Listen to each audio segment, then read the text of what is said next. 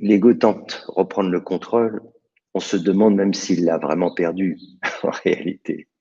En réalité, c'est plutôt de temps en temps, l'ego lâche un peu, il donne un peu de mou, mais il garde toujours le contrôle. C'est ça le problème. Alors la question, c'est comment faire pour lâcher prise vraiment?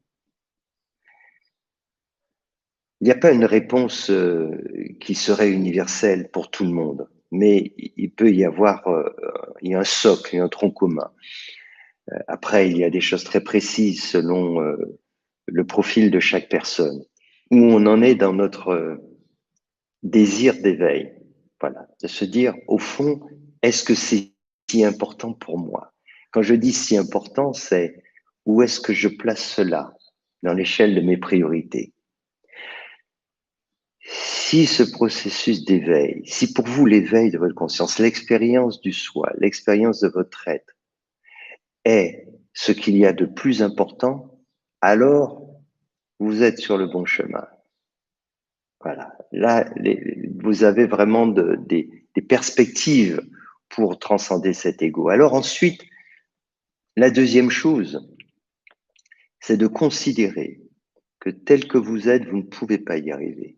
Il faudra faire des changements, de profonds changements pour arriver à cette transformation. Car lorsqu'on s'éveille, on n'est plus la même personne. Ça aussi, il faut vraiment le considérer, l'accepter.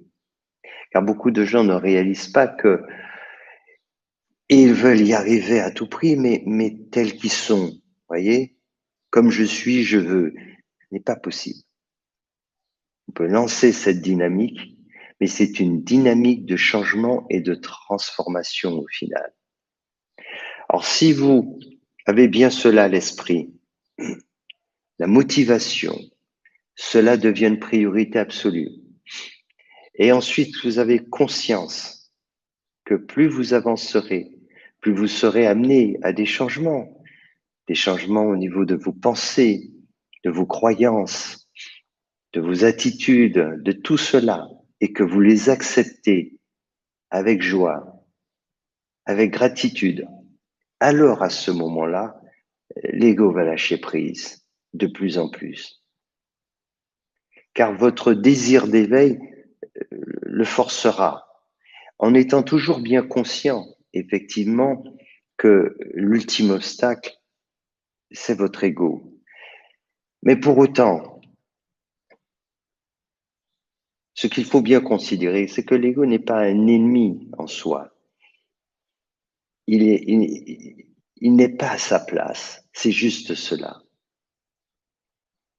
On est identifié à ce personnage, à cet ego, et c'est ça tout le problème.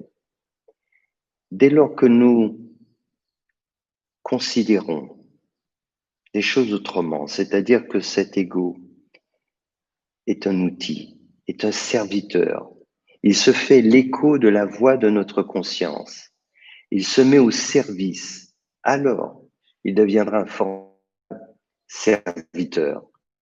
Mais le serviteur dont on parle, c'est nous. Tant qu'on n'a pas transcendé l'ego, il faut considérer que c'est la personne qui parle, que c'est la personne qui veut s'éveiller. C'est celle-ci qui doit accepter de donner la place à l'autre, qui doit laisser l'autre s'exprimer. Voyez, comme un musicien qui aura travaillé des années pour devenir un virtuose, et à un moment donné, il peut avoir beaucoup développé une forme d'orgueil parce qu'on le considère comme quelqu'un de très talentueux. Et s'il veut aller plus loin, alors il doit s'effacer, laisser la musique se jouer à travers lui. Et c'est ça, en fait, que notre conscience nous demande, cet effacement, que la musique puisse se jouer à travers nous. Et c'est votre conscience, à ce moment-là, qui se manifeste. C'est elle, mais elle a besoin de celui qui joue de la musique. Elle a besoin de l'instrument. Mais cet instrument ne joue jamais aussi bien de la musique que quand il lâche prise, quand il ne prétend plus être celui qui joue, mais il est juste un instrument. c'est cela en fait. Quand nous devenons juste un instrument dans les mains de notre conscience, alors nous parvenons à vivre cette formidable expérience. Et plus nous faisons ainsi, et plus finalement nous rentrons en communion avec les autres. Pourquoi? Et là, on peut vraiment parler de communion parce qu'il n'existe qu'une conscience.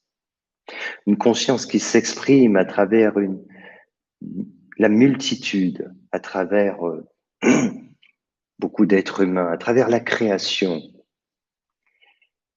et sur nos terres, à travers les êtres humains. Donc il y a cette diversité extraordinaire qui se fait à travers les différentes incarnations, mais il y a l'unicité aussi, une seule conscience, un seul cœur. Et c'est ça qui est extraordinaire, c'est que nous pouvons à la fois vivre quelque chose, c'est vraiment quelque chose d'unique, puisque nous pouvons avoir ce sentiment de communion, de sentir vraiment que l'autre est intégralement une partie de moi-même, et en même temps vivre dans cette diversité. Mais la diversité, elle n'est qu'apparente. La réalité, c'est l'unité. Et ça, c'est vraiment quelque chose de magique.